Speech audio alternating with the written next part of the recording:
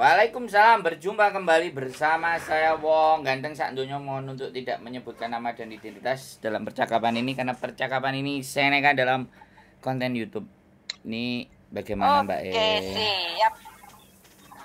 Bagaimana? Suaranya jelas mboten, Mas? Alhamdulillah jelas, sangat jelas, sampean sehat berarti. Oke, siap. Mau tanya yang kemarin kan sepupuku yang masuk penjara itu, Mas. Nah itu kan aku kan udah dapat apa namanya, karena dia kan nggak tahu nomor teleponku, terus dia kan mungkin nyodorin Facebookku ya, terus ada yang inbox bla bla bla, terus ngasih tahu caranya gimana, terus aku udah kirim surat kan. Lah udah kirim surat itu karena yang Bobo yang tak jaga ini anaknya yang dari Australia pulang ke Hong Kong.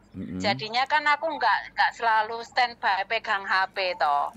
Lah ada berapa itu ada telepon masuk itu privat number, takutnya kan dari pihak penjara sana yang hubungi gitu loh, Mas.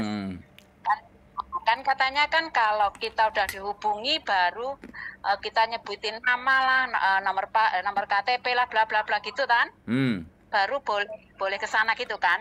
Nah terus masalahnya karena teleponnya itu nggak keangkat, terus kalau seumpama aku cari solusi nanya ke KJRI gitu bisa nggak, Mas? Sebenarnya boleh. Boleh ya. Yang di penjara itu sudah mereka punya daftar. Terus mereka juga punya jadwal kunjungan rutin. Oh gitu. Berarti aku ke KJRI itu nunjukin kakaknya dia, KTP Hongkong, KTP Indo gitu ya? Ya boleh. Intinya sebenarnya bawa persyaratan itu lebih bagus.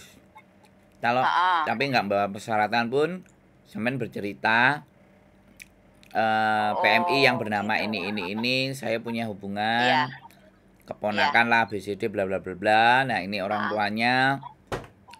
Dan kemudian pingin ditengok kira-kira bagaimana, karena di schedule-nya KJRI pasti ada kunjungan. Ada besok siapa-siapa gitu ya. Kunjungannya juga pastinya ada.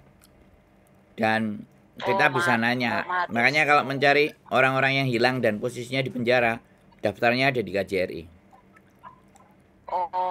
Tapi kalau masih berkeliaran di luar, nah itu nggak terdata karena pihak penjara pasti akan melaporkan ini warga negara mana, walaupun Amerika, walaupun Israel, walaupun Palestina, itu pasti dicari kedubesnya, kedutaannya yang ada di Hong Kong untuk dilaporkan. Ini wargamu ada yang gini, pasti itu ada daftarnya. Terus kalau ke KJRI itu kita, aku kan jarang banget ke sana ya Mas, jadi nggak ngerti harus kemana gitu. KJRI sekali masuk gitu langsung nanya ke pengaduan semua aja. Orang maksudnya. Ke pengaduan aja, ke pengaduan di bawah. Bilang aja pengaduan. Ada apa Mbak? Nanti pengaduan akan kasih jawaban. Sodorin KTP-nya, kakaknya apa semuanya, kelengkapan itu semua. Terus tanyakan. Kalau Terus? Kalau hari Minggu apa Sabtu itu buka mboten toh KJRI? Sabtu libur mereka. Minggu. Iya. Buka. Hari biasa lebih bagus. Hari biasa lebih bagus. Enggak terlalu ramai. Matur suwun infonya. Siap. Nggih. Sehat selalu Mas. Sama Miss Yuli. Siap. Matur sembah nuwun. Assalamualaikum. Waalaikumsalam warahmatullahi wabarakatuh. Oke, buat teman-teman semuanya, jadi ada saudaranya yang ada di penjara. Terkadang saudaranya yang ada di penjara itu pun disuruh menulis ya. Setiap masuk penjara itu pasti pihak penjara itu akan menyuruh si tahanan tadi itu untuk menulis surat ke keluarganya yang ada di Indonesia. Entah kadang mereka mau ataupun tidak menulis surat, karena sekali lagi mengabarkan sesuatu yang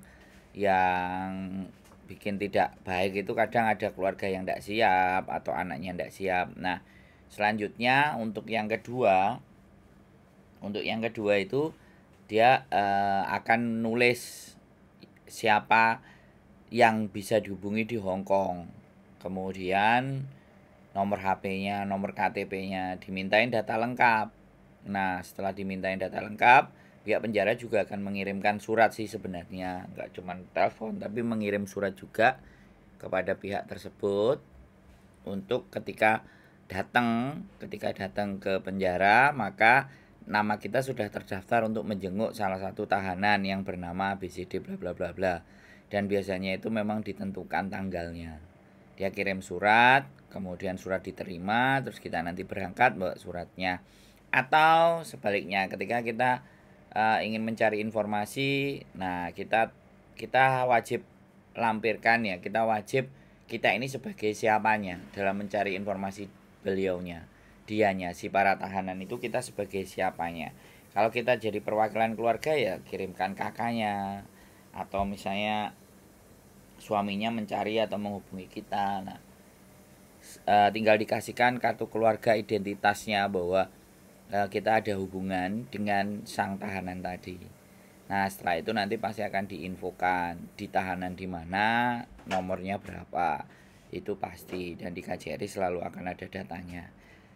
Dan daftar pencarian orang hilang selama itu ada di penjara pasti akan ditemukan. Pasti akan ketahuan.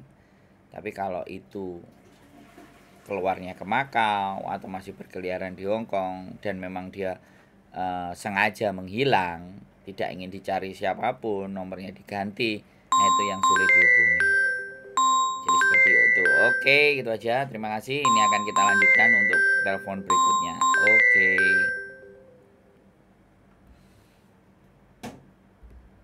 Selamat malam, berjumpa kembali bersama saya Wong Ganteng sak donya mohon untuk tidak menyebutkan nama dan identitas dalam percakapan ini karena percakapan ini saya naikkan dalam konten YouTube. Bagaimana Mbak batuk-batuk? Oke, Mbak Mas. Gimana kabarnya? Pada sehat semua kan? Alhamdulillah. Dengar nggak ini suaranya? Agak sedikit kamu soalnya saya. Gimana? Oh sama. Aku juga lagi batuk, masuk angin, campur-campur ini. Tensi rendah. 100 udah pusing-pusing. Iya, mau tanya aku. Aku itu bingung mau pulang tapi belum siap.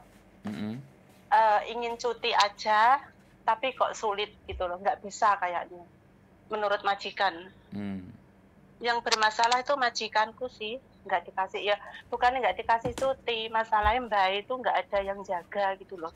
Itu ada solusi nggak ya, gimana ya? Sampean belum siap, terus sampean minta cuti, terus belum siap, iya, terus pengen cuti. Tapi kalau cuti iya, tapi bapak itu kok sulit ngasih aku cuti gitu loh. Sampean sudah ngomong belum? Sudah 4 tahun aku nggak cuti. Ini hampir yang kontrak ketiga. Jawaban dia nggak ngasih gimana? Beberapa neneknya nggak ada yang jaga.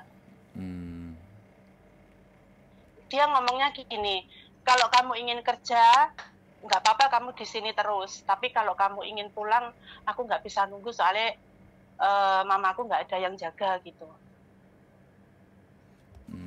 Jadi. Terus aku bilang, gimana kalau minta bantuan di luar, Cece itu loh yang lagi nunggu visa. Aduh. Tapi dianya, iya nggak apa-apa. Terus aku bilang gini, kalau minta bantuan Cece yang nunggu visa itu kalau ada apa-apa aku nggak nanggung jawab. Aku gitu. Dianya jadi nggak mau, dia takut. Terus kalau ditaruh di panti jompo juga dia nggak mau, nggak ingin mamanya ditaruh di panti jompo. Jadi bingung ini gimana solusinya. Kalau ingin kerja ya terus di sini nggak apa-apa gitu. Oke. Sampean masih merasa nyaman di situ kan? Nyaman banget. Tapi sampean pengen pulang. Kerjaan enak. Pengen cuti aja, soalnya udah berapa tahun, aku 2018 aku belum cuti sampai sekarang. Tapi ketika saya tanya, pengen cuti. Misalnya sampean ganti majikan lagi, siap apa enggak? Lah ya itu kalau ganti majikan terus aku nunggu visa di rumah itu gimana? Ya nggak ada masalah. Aku udah umur loh soalnya. Masalah itu yang aku membuat aku dilema itu. Waduh. Di sisi lain umurku sudah 46 lah. Kalau sampean bertanya sama saya dilema. Pertanyaan saya jadi balik begini nih. Zona nyaman itu memang membuat kita jadi susah. Zona nyaman. Sampean kan sudah nyaman di situ kan. Iya. Nah, karena sampean sudah nyaman dan banget. Dan sampean akan bergerak tidak akan bisa. Pilihannya ambil atau pergi kan gitu toh. Majikannya bilang ambil dan pergi. Nah, itulah zona nyaman itu akan begitu. Nah, tapi ketika sampean ngerasa bahwa ya pelan-pelan cari majikan, tunggu visa di rumah. Interview kiri kanan atas bawah kalau libur. Kalau memang nggak bisa libur ya interviewnya video call. Tapi bagaimanapun karena di Hong Kong kalau bisa interviewnya pasti ketemuan sama majikannya. Nah kalau sampean merasa pingin bergeser, pingin beralih, punya keinginan yang lain, tapi sampean nggak bisa melepaskan satu hal, ya piye? Hidup kan selalu ditaruh di dua pilihan. Jadi kalau sampean memberatkan keluarga, yaitu sampean tinggalkan si Mbah. Kalau sampean percaya keluarga sih aku... Sebentar, saya ngomong dulu. Nanti buat bahan pertimbangan. Karena kalau saya ngomong dikit sampean potong, sampean nggak akan bisa mendapatkan aku harus seperti apa. Karena semua sampean mematahkan apa yang ingin coba saya sodorkan sama sampean. Ibaratnya orang itu kalau kita kasih nasi goreng dilepeh, kita ngasih sop dilepeh, kita ngasih rawon dilepeh. Yang dia mau cuman blendrang, blendi tewel misalnya. Ya selama hidupnya dia akan seperti makan hanya rasanya blendi tewel. Dia tidak bisa merasakan hal-hal yang lain. Oh ternyata jangan sop lebih enak gitu. Analoginya itu di situ. Nah, yang ini yang terjadi sama diri sampean. Sampean sudah menganggap nasi dan ayam goreng itu ya sudah, gak apa-apa, aku terima aja nasi ayam goreng ini sampai nanti. Sama dengan Mbah itu, akhirnya kan kita tidak berkembang. Karena kita selalu ada di zona yang nyaman. Kalau persoalannya walaupun sampean sudah umur, tapi sampean kan X. Lah untuk menyiasati agar dapat majikan, ya jangan diputuskan untuk break dulu. Dicari-cari majikan yang tepat dulu, baru break. So simple sekali sebenarnya masalah sampean. Sampean masalahnya hanya satu, tidak ingin keluar dari zona nyaman. Masalahnya cuma di situ. Loh, ngomong sama dukun nih yang ini Mbak. Dukun cabul. Iya, soalnya Bapak itu ngiming-ngimingi duit terus Nah, di situ. Jadi kapan hari kan aku udah mau cuti, waktu bulan 5 itu kan diperbolehkan cuti. Akhirnya terus aku mau cuti gitu. Dia sudah beberapa bulan cari orang luar itu nggak dapet. Cari kulong apa itu perawat luaran itu juga nggak dapet, katanya mahal. Gimana daripada uang aku kasihkan perawat luar, aku kasihkan kamu nggak usah cuti tapi harus sampai 2 tahun, dia bilang gitu. Terus akhirnya aku terima tawaran itu. Terus dia ngomong lagi, ini berlaku sampai nanti kalau kamu nambah kontrak lagi, kalau kamu nggak pulang ya dapat lagi gitu.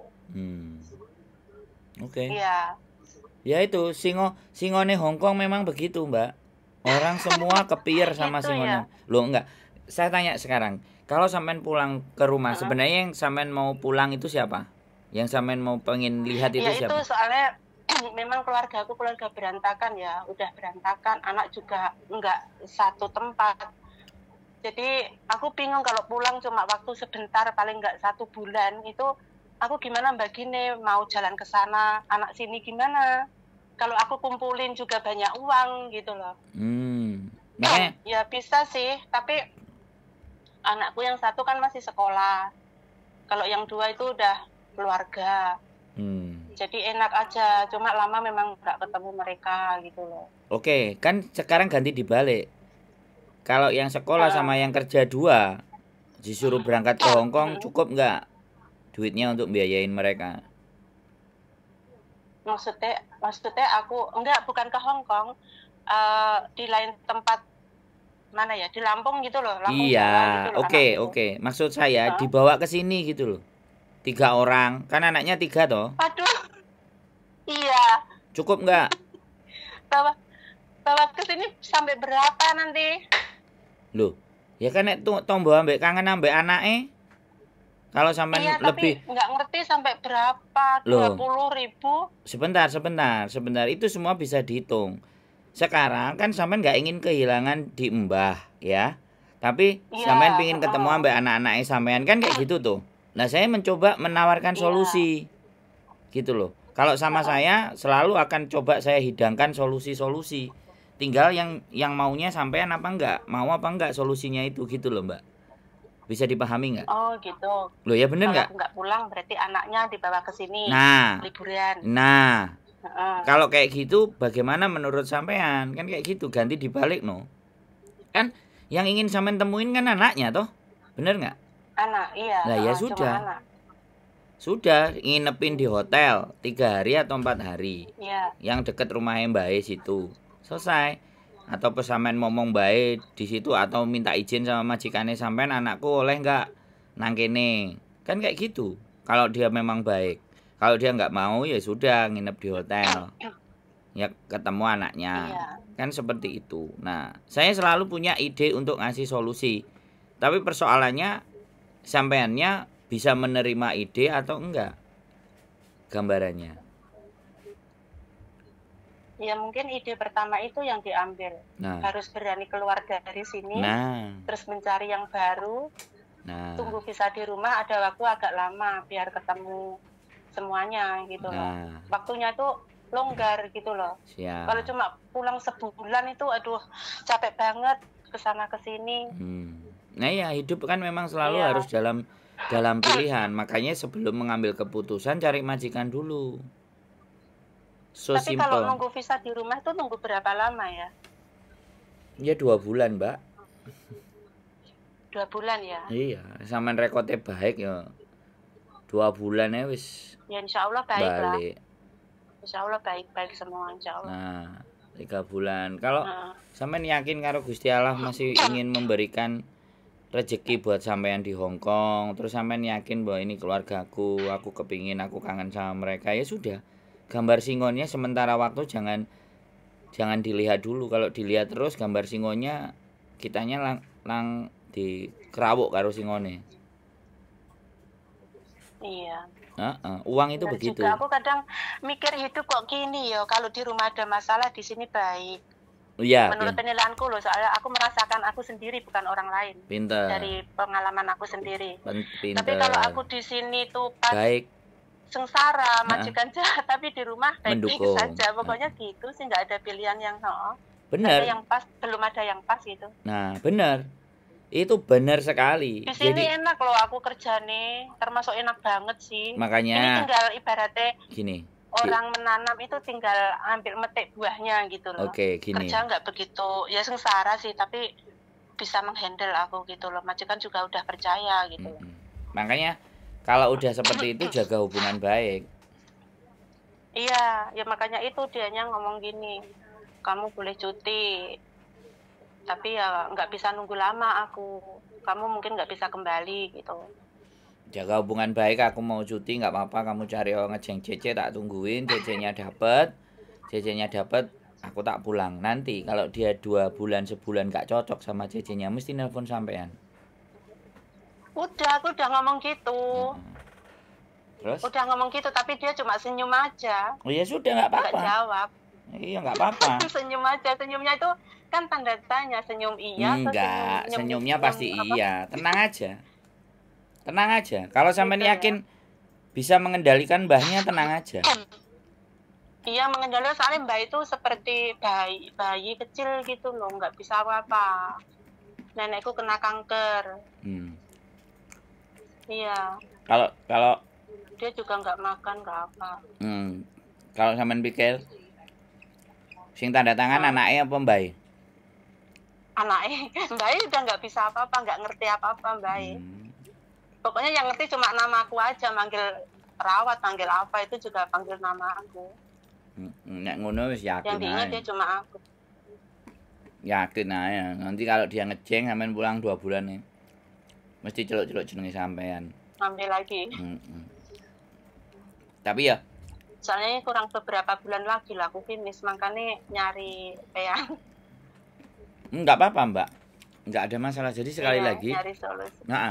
Menurut aku bargaining power sampean itu jauh lebih kuat. Artinya gini, posisi sampean, posisi tawar sampean itu lebih kuat. Cuman sampean aja sing keweden dhewe. Menurut saya loh ya. Ya takutnya nggak begitu takut sih, cuman eman gitu lah. Aku dulu sudah pernah sengsara, ini tinggal baiknya aja, tinggal metik hasilnya lah, intinya gitu. Podo ae, Mbak. Aku tinggalin. Podo ae. Bukan takut eman, podo ae, Mbak. Jadi ya gimana, soalnya kan aku ngerti. Kalau takut itu kan beda. Takutnya kalau dapat majikan nggak apa ya, keluar sih oke, tapi nanti dapat majikan nggak di sini nahan-nahan gitu, takut. Ini kan eman gitu loh, udah enak. Jadi gini, majikan udah percaya. Makanya kalau dalam prinsip hidup saya, kalau prinsipnya hidup saya, semakin zona itu nyaman buat diri saya, itu semakin bahaya. Gitu ya? Ya kalau saya. Karena gini Mbak, kalau kita di zona nyaman, kita tidak akan memikirkan hal-hal lain yang akan terjadi dalam diri kita. Tapi giliran hal-hal itu giliran hal-hal itu mulai terjadi, goyah kita. Itu makanya saya bilang. Tapi aku nggak nyadarin itu. Nah, ya nggak apa-apa. Sampean manusia, menurut saya, sampean sangat manusiawi sekali, karena dimanapun manusia akan mencari hal atau tempat, situasi, keadaan yang membuat dia nyaman. Itu sangat manusiawi sekali. Jadi nggak ada yang salah dalam diri sampean. Tapi ketika kita akan menyadari bahwa zona nyaman itu terlalu lama, itu justru lebih berbahaya, karena kita akan bergantung dengan keadaan tersebut. Kita akan bergantung dengan kenyamanan tersebut, dan kita tidak melihat dunia yang lain. Bahwa masih banyak hal-hal lain yang bisa kita pelajari, hal-hal lain yang masih bisa kita perbuat, hal-hal yang lain bisa membuat kita menjadi senang. Jadi di situ Mbak nggak masalah, bukan hal yang keliru menurut saya.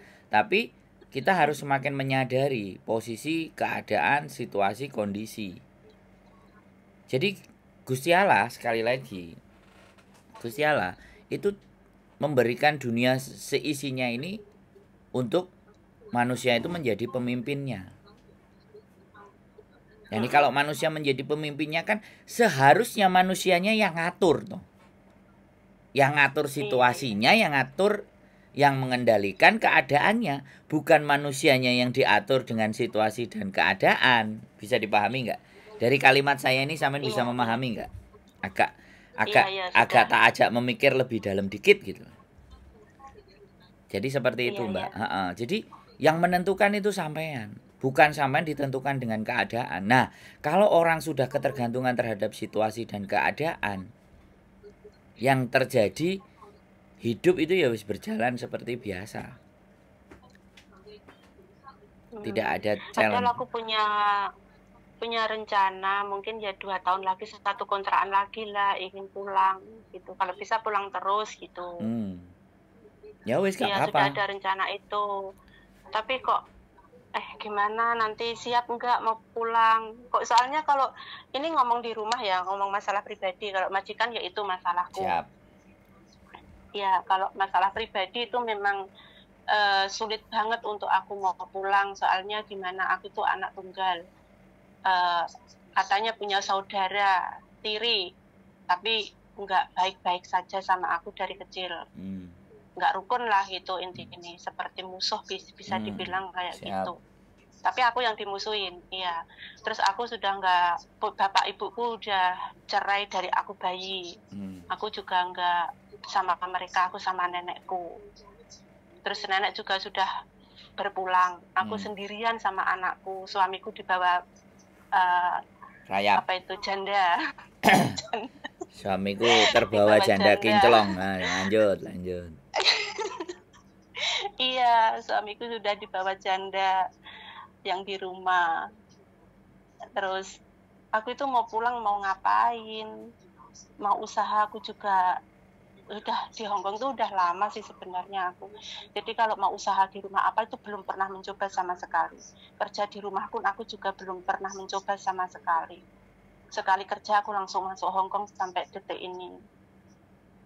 Makanya mau pulang tuh cuma sama anak. Terus sekalian sekarang itu kondisi anakku sama aku yang 2 itu juga kurang baik-baik saja. Tapi sekarang sudah lebih membaik sih. Jadi aku cuma mikir anakku yang kecil itu gitu loh. Makanya kadang aku mau pulang tuh, pulang apa enggak, kalau enggak pulang kok hidup terus kayak gini. Kalau pulang cuti kok kebetulan juga enggak bisa cuti gitu loh. Kalau mau terus di sini terus sampai kapan? Sampai aku siapnya kapan gitu loh.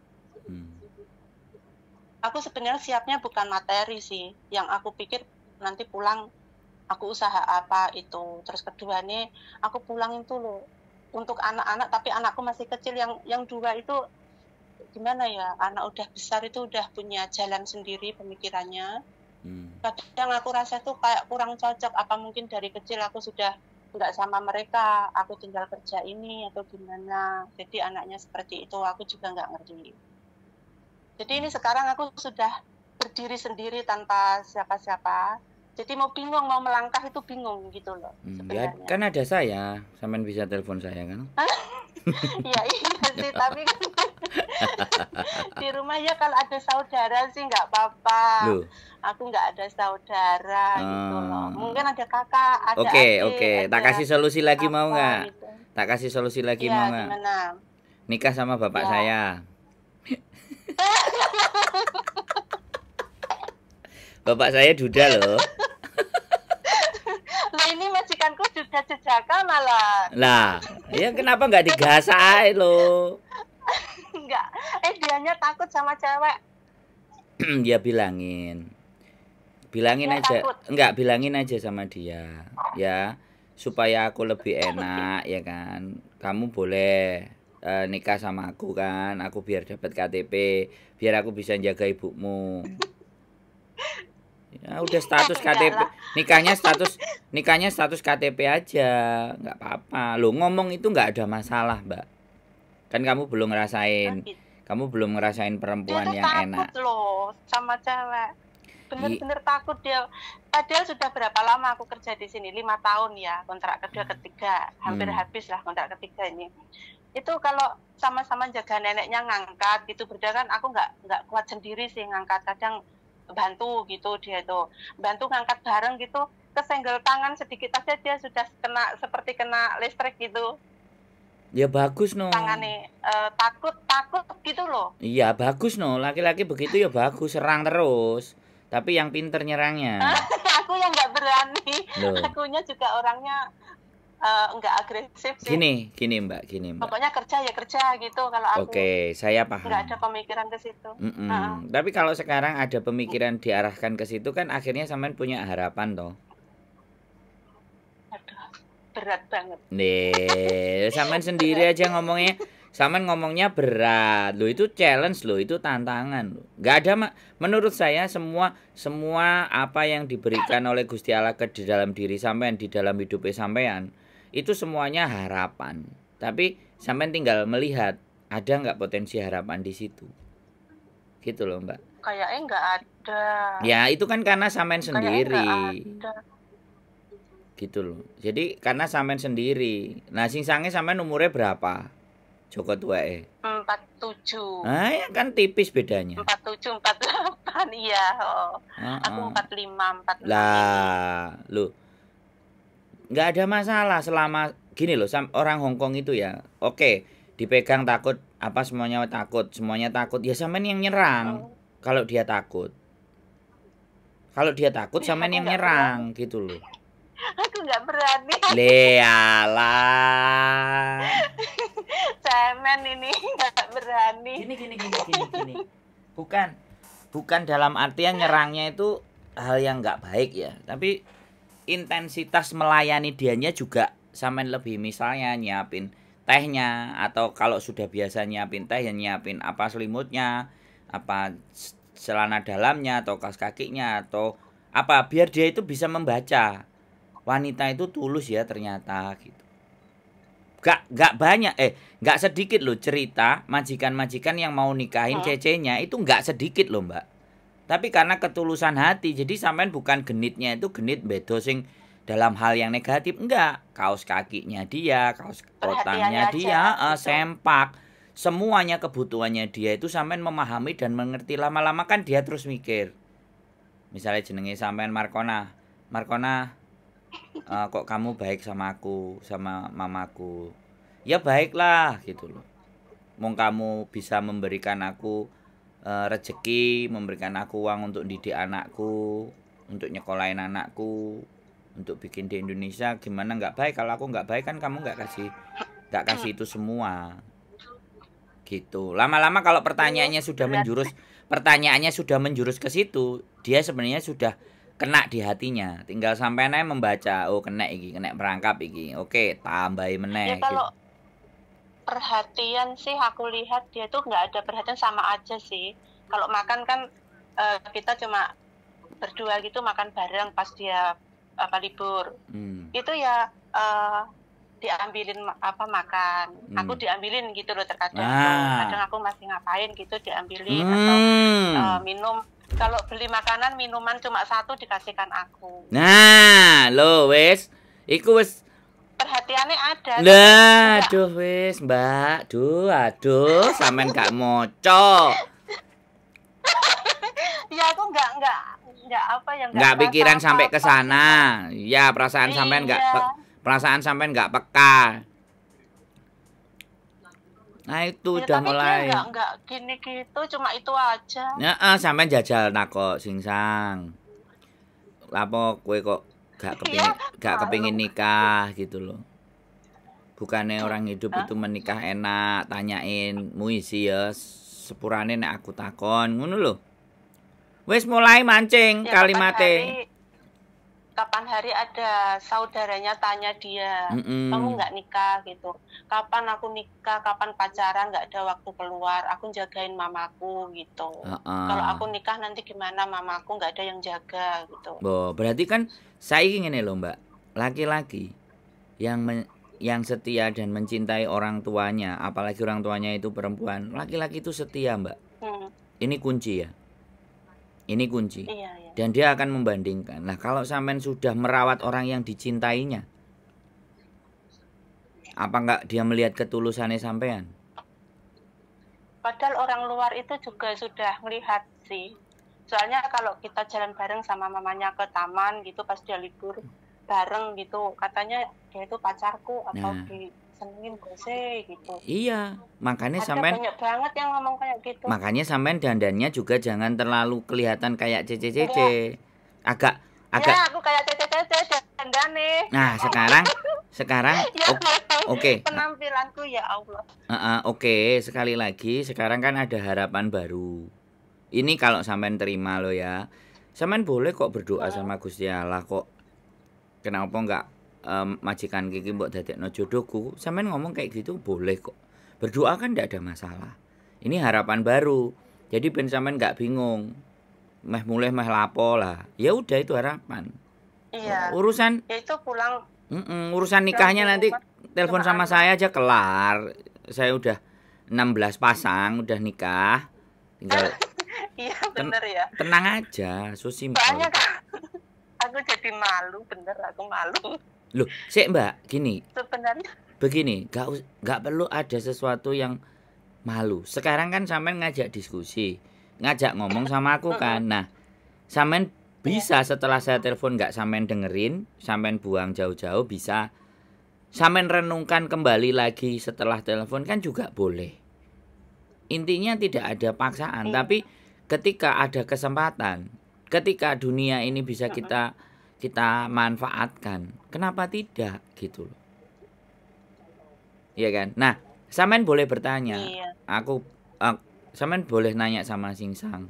Mamamu sudah kritis. Beberapa tahun lagi nanti kalau mamamu sudah nggak ada, terus apakah hidupmu juga kayak gini? Coba, aku boleh nggak numpang hidup sama kamu? Berani. Boleh nggak aku numpang? Laki-laki nggak berani. Kamu, ya sampean ngomong boleh nggak aku bisa numpang hidup sama kamu? Maksudmu? Nah, Kamu kan laki-laki, aku perempuan. Haruskah saya menjelaskan itu semuanya? Nah, wis stop. Tinggal tandang gawe.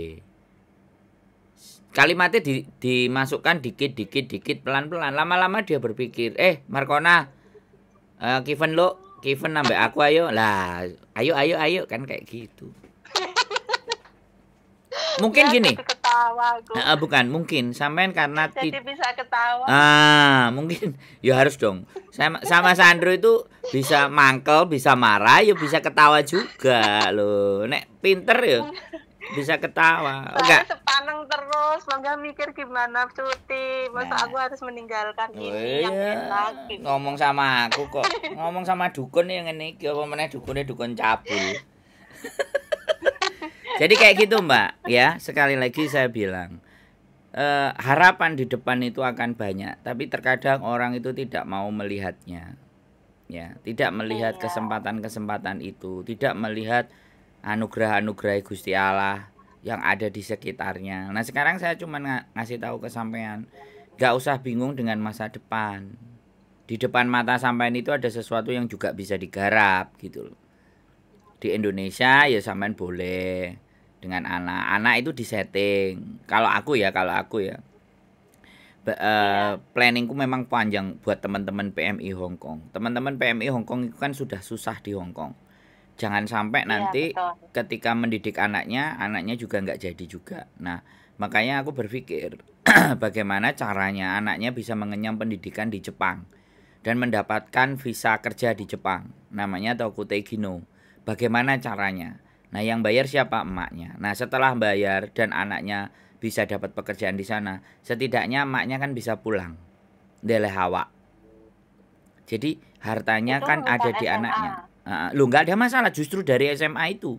Kalau mulai digembleng. Oh, gitu. Loh, makanya Mbak, saya bikin konten di hari-hari ini itu nggak cuma untuk mbak-mbaknya saja, untuk cece-cece yang ada di sini, tapi generasi berikutnya. Kalau mau tak ajak diskusi, tak ajak ngomong untuk membangun ke depan supaya merekanya jauh lebih baik. Ya harusnya kan tumpuan harapan di anaknya toh. Iya betul. Nah, tapi anakku kan kayak gitu masih belum terbuka hatinya. Ya sudah ya. Gini nambah beban aku. Kalau mau nikah dia keberatan gitu loh. Kalau aku nikah lagi dia keberatan. Tapi kok nggak adil ya, kenapa bapak nikah kok didiamin? Ya sampean ngomong pelan-pelan. Gitu. Ya sampean bercerita pelan-pelan. Ya sampean membuka jalan berpikirnya dia, berkomunikasi gitu loh. Bahwa bukan ketidakadilan gitu. Kenapa? Kayaknya anakku itu sudah terlalu dekat sama bapaknya, soalnya dari kecil sama bapaknya. Ya nggak ada masalah dan itu juga tidak perlu disalahkan. Yang penting kan sama bapaknya sendiri, nggak bapaknya orang. Ya nggak apa-apa kalau sampean merasa bahwa hidup sampean harus dikerjakan sendiri, ya kerjakan sendiri. Ya salah satunya tadi itu harapannya. Gitu loh. Jadi jangan buntu pikirannya. Sampean itu membuntukan pikiran sampean sendiri, padahal kesempatan kiri kanan atas bawah itu banyak sekali. Boleh nggak saya bilang seperti itu? Iya nah betul. Makanya sekarang mulai belajar loh. Nek ngomong karo wong ganteng sak donya ya pasti kayak gini Mbak. Wawasannya. Iya sudah mulai terbuka. Nah wawasannya, pandangannya. Loh jangan salah loh. Nggak ada yang bisa diajak curhat atau ngobrol sama temen. Itu semua kalau ngomong sama temen gimana aku gitu. Kepulang aja gitu. Nggak ada solusi. Ya beda. Nggak ada solusi yang pas. Sama wong ganteng sak donya ya beda Mbak. Jauh. Ya makanya itu cari kamu aku. Iya ya kayak gitu tuh Mbak. Makanya harapan di dalam semua kehidupan itu selalu akan ada. Adikku selalu bilang sama aku ketika ngomong bapak sekarang sudah ditinggal ibu, itu bukan masa dimana masa kesepian kesendirian, ini masa kesempatan kedua. Jadi adikku bilang kesempatan kehidupan kedua. Iya, tapi maksudnya gimana? Maksudnya kan anak-anak udah pada selesai. Anak-anak udah pada selesai dengan hidupnya. Orang tua kan patut bersenang-senang. Oh gitu. Ya iya dong. Makanya terus makanya aku ngomong sama bapakku, Pak, kamu boleh loh nikah lagi, aku bilang. Siapa yang kamu mau? Aku selalu bilang seperti enak itu. Banget, umpama anakku kayak gitu, aku seneng banget ya Loh, Allah. ya apa sih? Loh, ya bedane didike sampean sama ibuku dulu kan nek ibuku kan aku dikeloni. Karo ibuku Iya, anakku didekep. tak tinggal. Nah, sampean kan enggak. Jadi maksud saya gitu loh. Enggak perlu risau dengan itu gitu. Itu sudah terjadi kan kita enggak bisa balikin loh. Iya kan? Dan Iya, aku orang yang sayang sama ibuku, pasti. Jelas aku membuat ibuku itu kena diabetes di tahun 2000, dia meninggal di 2019. Artinya ibuku kena diabetes hampir 19 tahun. Kita hanya bisa bertahan di situ dan di endingnya bapakku selalu ada di sampingnya ibuku. Makanya ketika ditinggal sama ibuku udah lost. Kamu mau apa aja? Iya kan? Minta duit ya kita transfer. Gitu. Mau jalan-jalan mau jalan-jalan ya oke, silahkan. Kemarin terakhir ke Jepang, ini nanti mau ada rencana kita mau sekeluarga lagi, nggak tahu ketemu di Jepang atau pulang ke Indonesia. Jadi itu namanya kesempatan kehidupan kedua. Dan setiap manusia selalu ada di fase seperti itu, termasuk sampean. Menciptakan kesempatan kedua buat diri sampean sendiri. Kemarin buat anak-anak sudah jalan, oke, ya udah nggak perlu disesali. Ya udah datang, kalian tak didik, sekalian nggak tak didik dari kecil sampai besar. Maafkan ibu, ya begini dan begitu. Tapi kalian sudah besar. Ya ibu minta maaf, kan intinya seperti itu. Sampean sebagai orang tua meminta maaf kepada anak itu kan the best. Hebatnya seorang ibu mengakui bahwa memang kalian tidak saya didik dari kecil sampai gede. Ya layak kalian membenci saya, tidak suka sama saya akan terima itu salah saya. Nangis itu anak. Sudah, aku sudah ngomong gitu, kapan hari pas dia ngomong nggak boleh nikah lagi. Ya nggak ada masalah, tapi mama kan butuh takutnya bahagia. Itu aku sakit hati yang kedua kali, takutnya yang kedua nanti bener saya enggak gitu loh.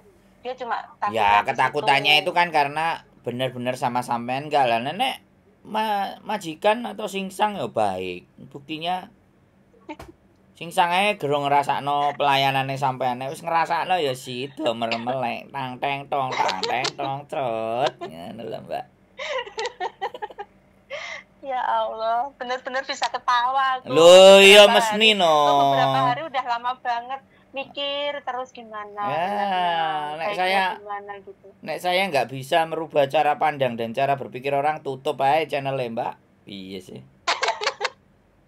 Nah iya, mau pulang pun tuh di sini juga kayak gitu. Ya Allah, cuma mempertahankan. Padahal gaji aku nggak ditambah loh sama majikan, tetap gaji full yang 46 itu loh. Ya, cuma dikasih lemburan gitu ya aja. Sudah, tapi itu aku nyaman. Makanya itu tidak usah dipersoalkan. Makanya target berikutnya adalah singsang. Bagaimana ini hatinya singsang? Padahal dia sudah ngasih kode-kode sama sampean, dikasih air minumnya, dibelikan makannya, diajak bareng dan dianggap bukan sebagai cece, tapi merawat mamanya. Lu gimana sih, Mbak? Mamanya. Mulailah di ting ting ting. Aku nggak mikir sih, marahnya nggak ke situ. Makanya cewek yang di luar itu teman-teman itu semuanya pada ketawa kalau lihat aku itu gimana. Kamu orang Indo atau Filipin gitu. Mau tanya aku itu sungkan atau gimana. Tapi kalau sudah tahu aku orang Indonesia gitu. Dianya, oh Indonesia itu pacarmu ya, baik banget gitu. Yes, itu loh tanda. Gitu. Itu loh tanda. yang lihat kayak gitu, tapi aku enggak gitu loh. Yo sampean ngomong ini. Cuma yang lihat aja. Ngomong ini. Singsang. Itu di luar sana itu dikirain kita itu pacaran. Tapi kalau menurutmu kita pacaran bisa enggak gitu? Langsung aja tembak. Dor. Aku belum punya kekuatan kayak itu.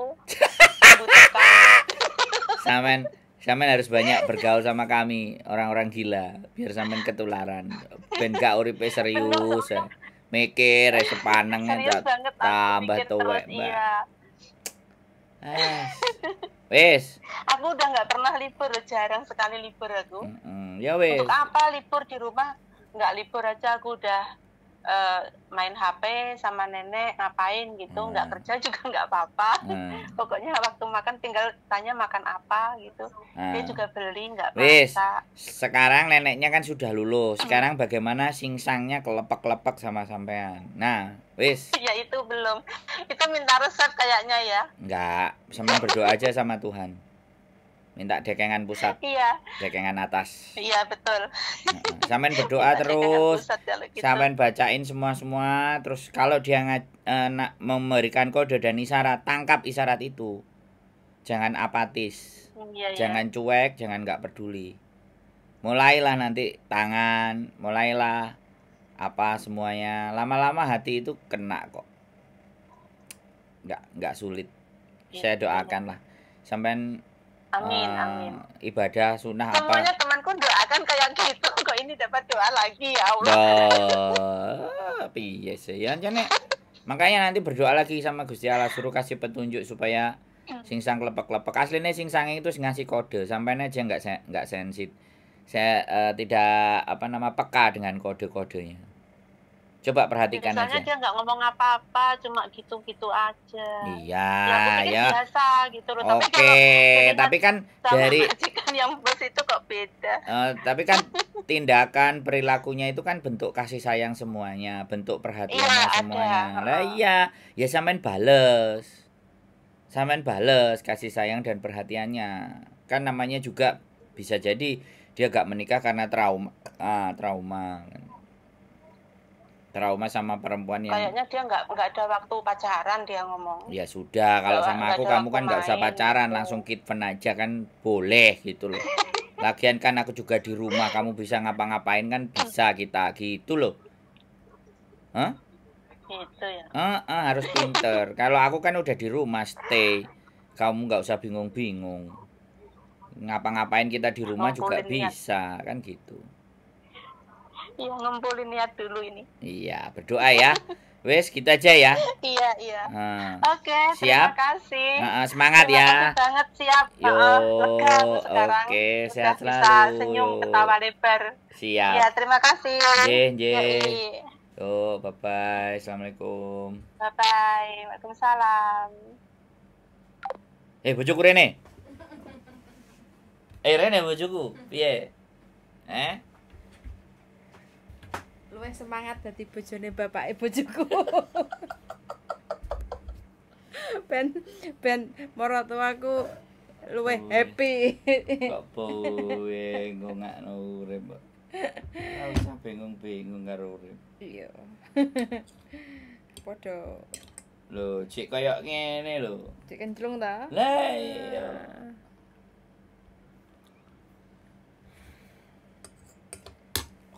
Bingung.